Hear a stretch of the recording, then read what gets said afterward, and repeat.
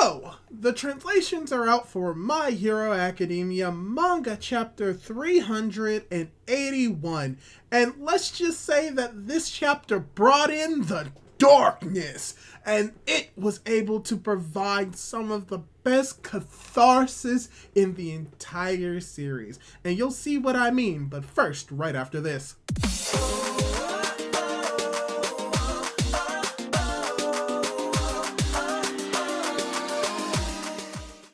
Hey guys, how's it going? It is your boy, Manga Man Drew, and I'm here to do my manga review for My Hero Academia Manga Chapter 381 titled Darkness. Very ominous, isn't it? Well, actually, it's very inciting for what this chapter is primarily about. And it actually gives it multiple different shades of meaning. You'll get the joke when we get more into the chapter review, which we're about to do right now. Because overall, what this chapter is pretty much talking about the themes and the ideas of moving towards a better future and how many people in the story have been changed and connected to one another by the actions of people who are able to do it. And that by those actions of those specific individuals are more or less the reasoning why the heroes are most likely going to be getting out of this war as the winners. But to dive more into the chapter proper, the first part of this chapter is pretty much talking about the Shiketsu kids coming in and saving the day, and how they are here not because of the orders of Tsukachi, the police officer, but that they are here of their own accord with their own reasonings for being here. Because you have the students of Kami, Seiji, as well as Inasa, who are there specifically to stop All for One. But when it comes to the characters of Seiji as well as Inasa, they have a little bit more reason to be here besides All for One bad. Because Seiji actually has a grudge against All for One due to the fact that his father was actually killed in Tartarus during the breakout of All for One. And how he has every reason to hate and want to kill All for One, however he chooses not to. Not only because it would be playing into the palm of All for One's hands, but that he has a duty that he needs to uphold and how he's going to be following in his father's footsteps. This is very important for Seiji's character because he is someone who tries to emulate the people that he values the most and takes those values upon himself. For instance, he took on the values of Stain, which led him to how he acted during the Provisional Hero License exam arc, and he's sort of taking on the values and the ideas of his father as a jailer and trying to do the right thing until the very end. And in the case of Seiji, is being a hero and trying to stop All for One and not allowing his hatred and vengeance to cloud his judgment. So that's a very cool connection that we were able to get when it comes to Seiji, but we also get a very cool connection with Inasa, which is something that I predicted was going to be happening from last chapter. Which is that the reasoning why Inasa is here is because he plays a major role when it comes to the passing of the torch and building a better future when supporting the Todoroki family, specifically Endeavor and Shoto. And how we see that in this fight against All for One, he is throwing his attacks at All for One at full force, trying to take him out, even if it means that he gets attacked by All for One in this chapter as well. We will be getting to All for One shortly, but when it comes to Inasa, he is here because he wants to be, and that he wants to support Endeavor as well as Shoto for building a better future. So we see the themes and ideas of living up to the expectations and connecting with others to build a better future and build a better person is very apparent in this chapter, and how this is in mostly major contrast to what All for One is all about.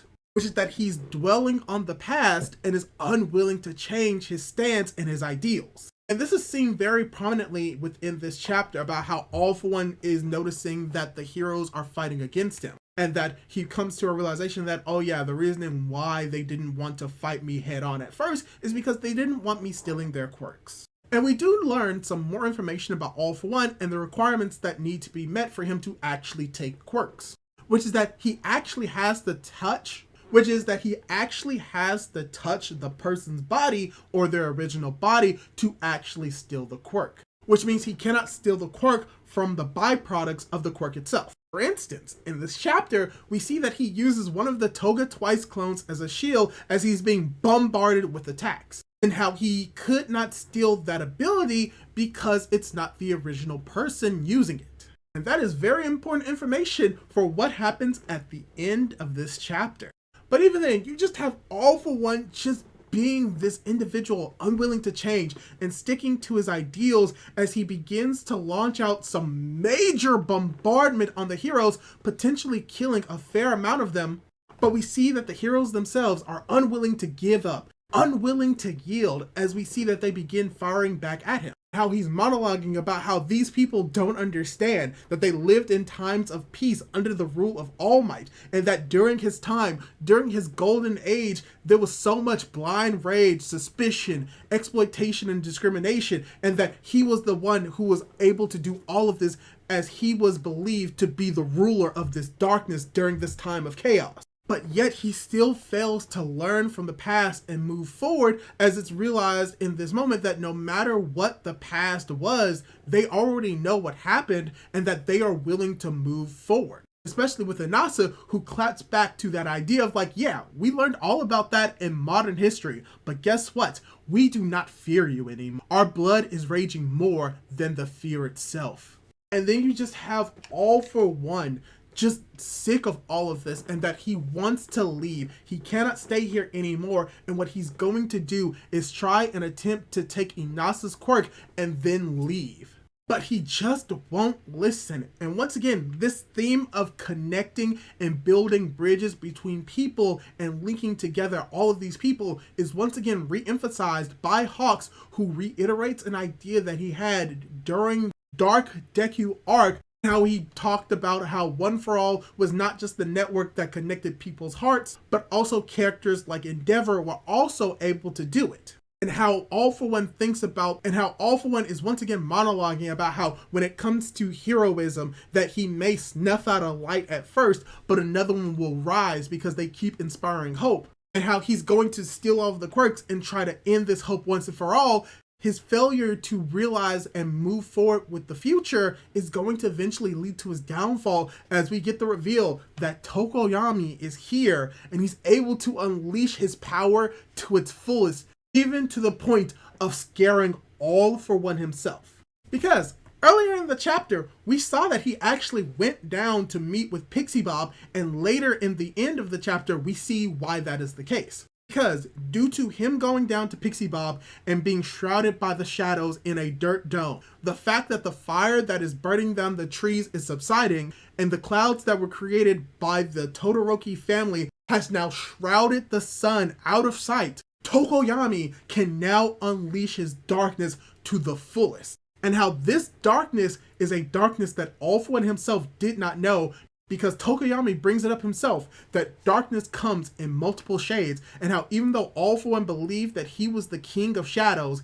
no, it's actually Tokoyami. As we get a small scene of Tokoyami hanging out with Dark Shadow in a very adorable way, and how it's contrasted with seeing how large Dark Shadow has become, literally towering over the forest itself. And as a reminder, Gigantomachia himself was barely taller than the trees themselves. This Dark Shadow is looming over these trees and is so powerful that it even makes All For One shiver in fear. And how this is reiterated by the flashback about how All For One wanted to dodge the attack by Dark Shadow but failed. And how with all of All For One's bluster and mannerisms and his laissez-faire attitude, that there are still things in this world that he still fears.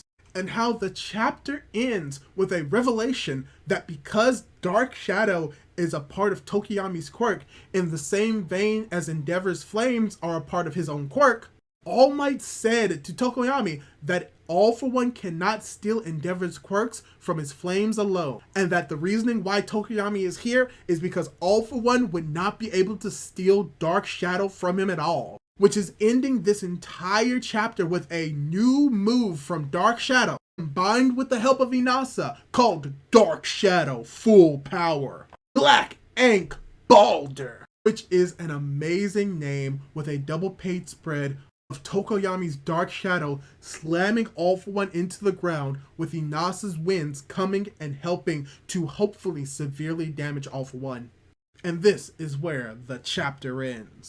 So overall, I really enjoyed this chapter, because not only did we get a massive moment for Tokoyami in this chapter, But we are also able to put All For One in his place once again, really showing that All For One's hubris is going to eventually be his downfall. And his inability to move away from the past and see towards the future will also inevitably show him that he is going to fail.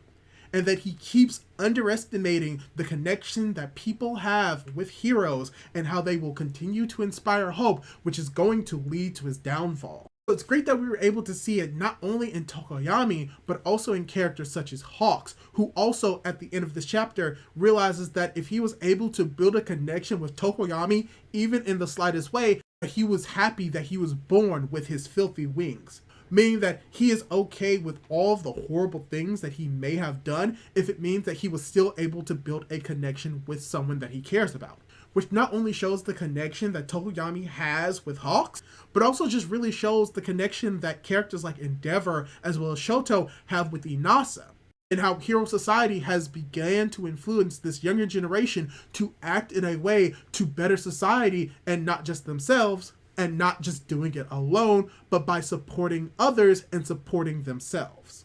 Basically leading to the idea that everyone can be someone else's hero and that the heroes themselves are not just restricted to being pros. So overall, this chapter just encompasses some of the major ideas of what My Hero Academia is about, and I love the way that they were able to incorporate it with the characters in this chapter, while also pushing the story forward even just a little bit. Yeah, that's all I really have to say about this chapter. Hopefully you enjoyed the chapter, hopefully you enjoyed the review, and let me ask you, what did you think of the chapter? Did you like it? Did you dislike it? What was your favorite part? I would like to learn a little bit more about it if you're willing to share it with me. And if you want to see more content like this when it comes to my reviews, why don't you subscribe to my YouTube channel and not forget to hit that notification bell to be notified for whenever I upload more and do all that cool jazz. And hopefully I'll be able to catch you in my next video.